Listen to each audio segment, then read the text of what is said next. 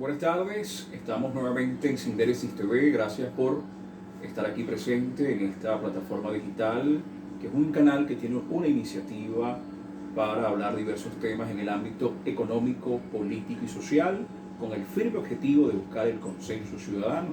Tenemos invitado al licenciado Solís Pérez, que nos acompañó en el primer programa inicial, en la cual va a dar una mirada como experto matemático en el tema de hoy que vamos a abordar, que es de suma trascendencia, que es la importancia del voto para dirimir los destinos de una nación, sobre todo en Venezuela, en la patria que estamos desarrollando este proyecto audiovisual de carácter académico con un sentido ciudadano. Es importante resaltar que la historia del voto en Venezuela es de vieja data, viene de los tiempos de los próceres de Venezuela, pero tenía diferentes matices. Tenía un matiz como tal, con un enfoque censitario. La gente dirá, bueno, censitario, ¿cómo es eso, Daniel?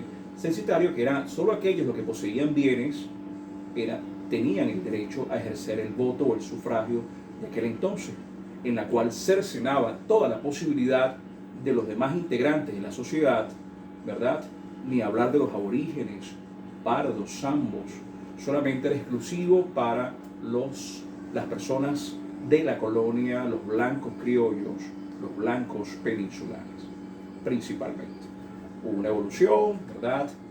Hacemos un salto histórico un poco violento, pero para hacerlo más sucinto, en el año 1947, en el gobierno de Rómulo Gallegos, posterior al golpe de Estado del presidente Medina Angarita, que es el promotor del voto femenino, en la cual incorpora como un elemento decisorio para las acciones que determinan el rumbo de un país. En el gobierno de Rómulo Gallegos se promueve el voto de la mujer como tal, sin lugar a duda. Era un método artesanal para la época, en la cual se regía el tema del uso de las actas. Era un método manual, en la cual sabemos que el método manual es un método que está propenso a tener posibilidades de manejo inapropiado de los votos y se vulnera el derecho del ciudadano. Posteriormente, en el año 97, hacemos un salto olímpico como tal, para conectarnos en el año 97, se hace un sistema de voto sistemático, medianamente sistemático y también con un enfoque manual, pero ya hace un avance importante como tal.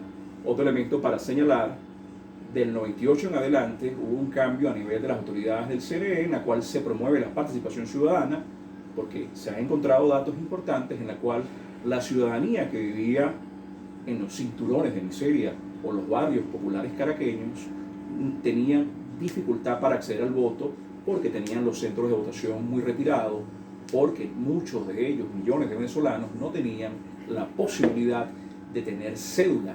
Se hizo todo un proceso, el Estado, de cedular a toda esa ciudadanía, y promovió la participación aumentando los centros electorales.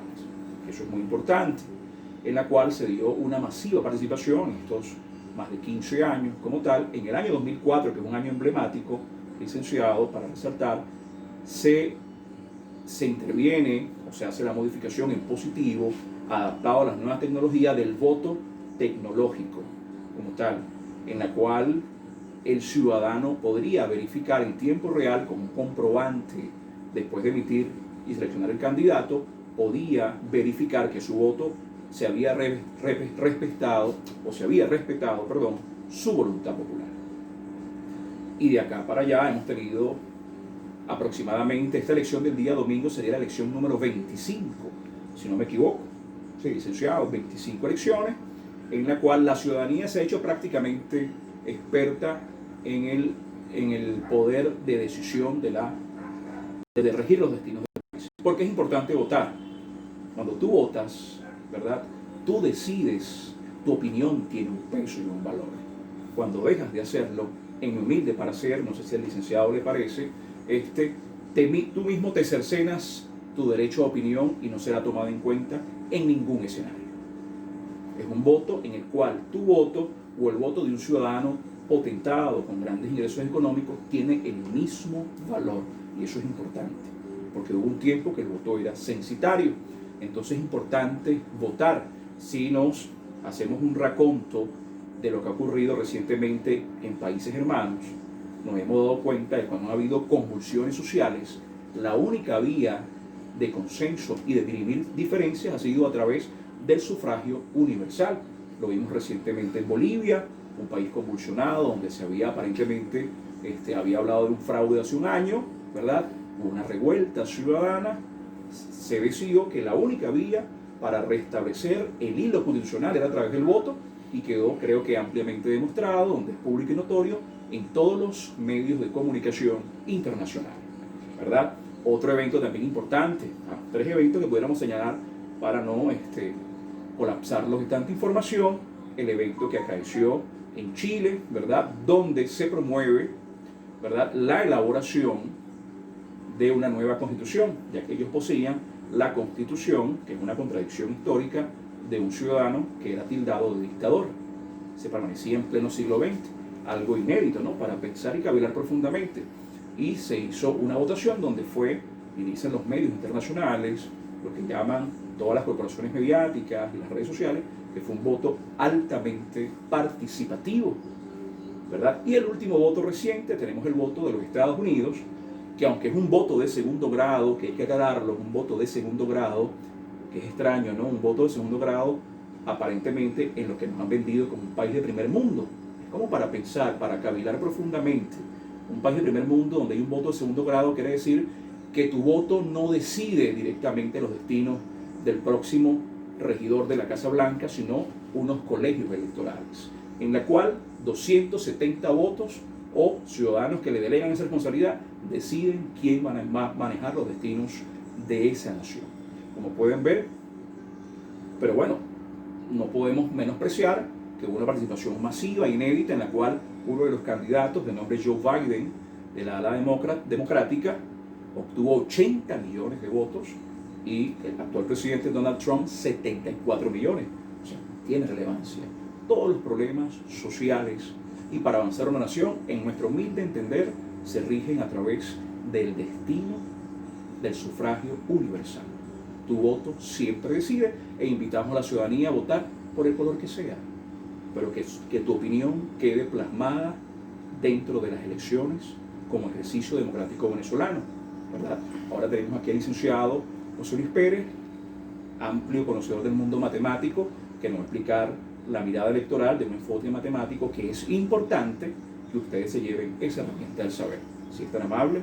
Muchas gracias, profesor. Aquí vamos a hacer un pequeño análisis, unos escenarios electorales que hemos hecho, pero tomando en cuenta un simulador que es a través del método de Hom. Ese simulador es importante porque el esquema que se va a trabajar o que se va a trabajar a partir de mañana en el sistema electoral es bajo 2 esquemas. Primero, el proporcional, un sistema proporcional, y además el sufragio personalizado. Esos 2 esquemas están contemplados en la Constitución de la República Bolivariana de Venezuela, artículos 63 y artículo 186, que habla de la base de la población.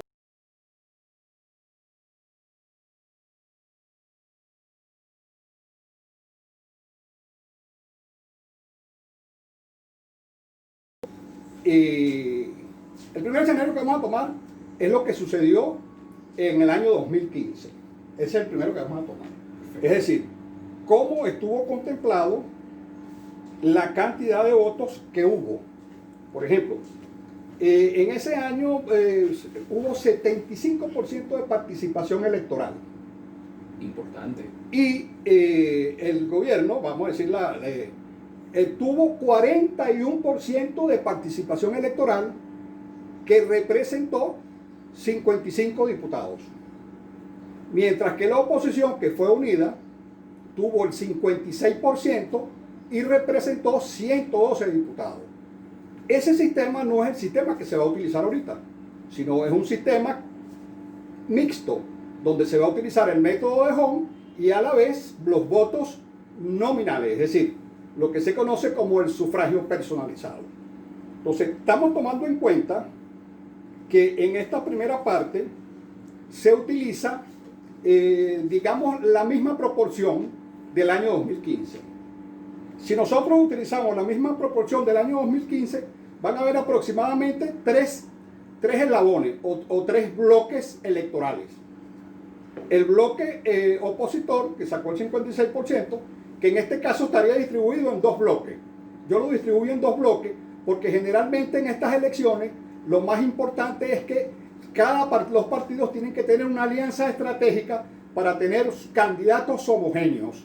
Si eso no sucede, si cada partido se va con su propio candidato, la hecatombe para esos partidos. Entonces hay como alrededor de 4 o 5 toletes. Va el polo patriótico, el polo que va con Acción Democrática, el polo que va con Soluciones, el polo que va con Venezuela Primero. Okay. Y por supuesto hay otros partidos que van solos, pues, que desde mi punto de vista es algo completamente, no tendrían ningún futuro en ese sentido, porque el método de Hong fortalece al pacto. Otra cosa que fortalece el método de Hong es que de acuerdo a la proporción, si un partido tiene una proporción de 50%, de acuerdo al método de Hong, eso lo puede favorecer un 56%, 55, 56% en los escaños. Pero no pasaba lo que pasaba en el sistema original que se hizo cuando las elecciones de 2015, que un 56% representó casi el 69%. Entonces, casi el 67%. Entonces hay que tener mucho cuidado en ese sentido, porque ahora la votación, si está concentrada, va a ser muy diversa. ¿Qué quiere decir concentrada? Yo tengo aquí un escenario de 5 toletes o 5 bloques de aliados estratégicos. El primer bloque sería una participación electoral de 32%. El segundo bloque de 30%. El tercer bloque de 15%. El cuarto bloque de 10% y el quinto bloque del 8%. Si nosotros, fíjense que esa es la participación electoral. No voy a hablar de números para no enredar las cosas. Pero si nosotros asumimos que la lista nacional y la lista regional van simétricas, ¿qué quiere decir simétrica? Que si en una primera listado nacional el partido que tiene el 32% saca de 20 a 22 diputados, quiere decir que en el listado regional sería simétrico, sacaría de 40 a 42 diputados. Es decir, hay una simetría. Suponiendo que existe esa simetría entre el listado nacional y el listado regional, el partido que tiene 32%, sumando también los nominales, y suponemos que esa participación es aproximadamente en la misma proporción del voto popular, es decir, si un partido saca 30% o 32%, los votos nominales son del 32%. En este caso, como los votos nominales son 130, cuando tomamos la suma nacional, estaríamos hablando, si es de 20%, estaríamos hablando de 26 diputados. ¿Qué quiere decir esto? Para que se vea claro, que si se cumplen esos tres parámetros, primero, que el listado nacional y el listado regional son simétricos, como ya lo expliqué, y además de eso, que el nominal es proporcional al voto popular, el partido que tiene 32% estaría en alrededor de 110 diputados. El partido que tiene 30% estaría en alrededor de 90 diputados como mínimo. Pero eso, estableciendo esas tres hipótesis. Pero, ¿qué probabilidad tienen esas hipótesis? Una probabilidad que va de 0 a 1. Es decir, puede tenerla cualquiera. Porque nadie sabe, el principio de incertidumbre te dice que tú no puedes tener la claridad meridiana con respecto a qué es lo que va a suceder el día de mañana. Ese sería el primer escenario, que sería un escenario de concentración de los cinco bloques. Pero también podríamos tener un escenario, y ahí estaríamos hablando de una participación de 50 a 60%, que sería una participación, a mi manera de ver, óptima. Una participación de 60%.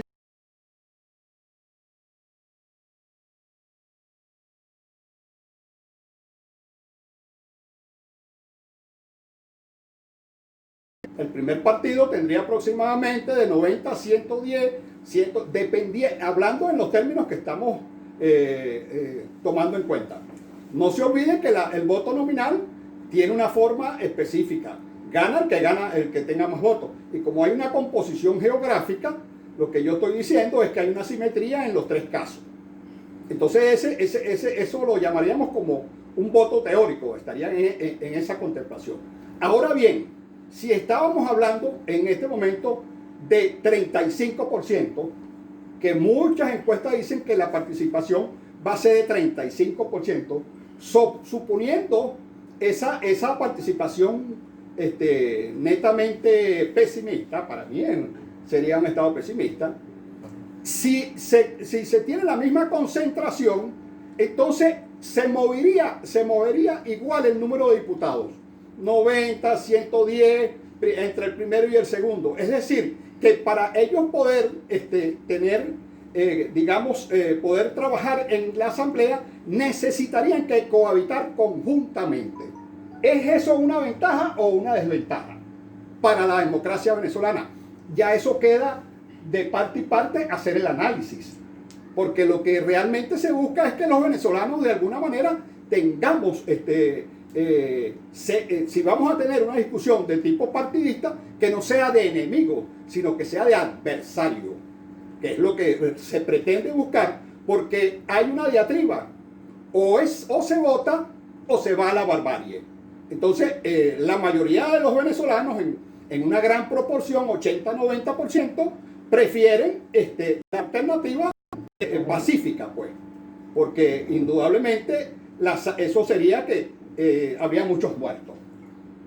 Entonces, no es lo que se debe buscar. Lo que se debe buscar es precisamente todo lo contrario, que se llegue a una solución, a un acuerdo verdaderamente de consenso. ¿Cuál sería el otro punto? Aquí estaríamos hablando de este 35%, estaríamos hablando, si está la concentración, entonces estaríamos igualitos, tenía que haber cohabitación. Para que pueda haber diferencia, tiene que ser que en esos 5 toletes, si hay un tolete que tiene 50%, 45 a 50%, podría estar asegurando, los 139 diputados que son necesarios para tener la mayoría relativa. En ese sentido se podría decir. Entonces quiere decir que este sistema es mucho más acorde con la democracia y con el pluralismo. Por lo cual nosotros consideramos que es importante que usted salga a votar. No importa por el que usted vaya a votar, pero que vote. Porque lo importante de esto es que usted dé su opinión. Indudablemente la Constitución reza que no necesariamente es un derecho, pero no es una obligación. Entonces justamente eso es lo que nosotros en este momento queremos que usted haga, que vote y que participe. Muchas gracias. Gracias, licenciado. Bueno, a grosso modo, espero que sea de su agrado estas herramientas del saber para despertar conciencia, que es la idea inicial de este canal, la importancia del voto. Tu voto vale, porque no hemos visto ningún programa o algún proyecto en el cual la abstención sea solución o sea motivo de avance. Desde el punto de vista de conceptual no tiene sentido. Lo oportuno es expresar tu opinión a través del voto para que marques el destino del país. Tú eres responsable, todos somos corresponsables de llevar este barco a buen puerto llamado Venezuela. Es importante que se suscriban. Su saber y nuestro saber enriquece el intelecto. Gracias por estar aquí.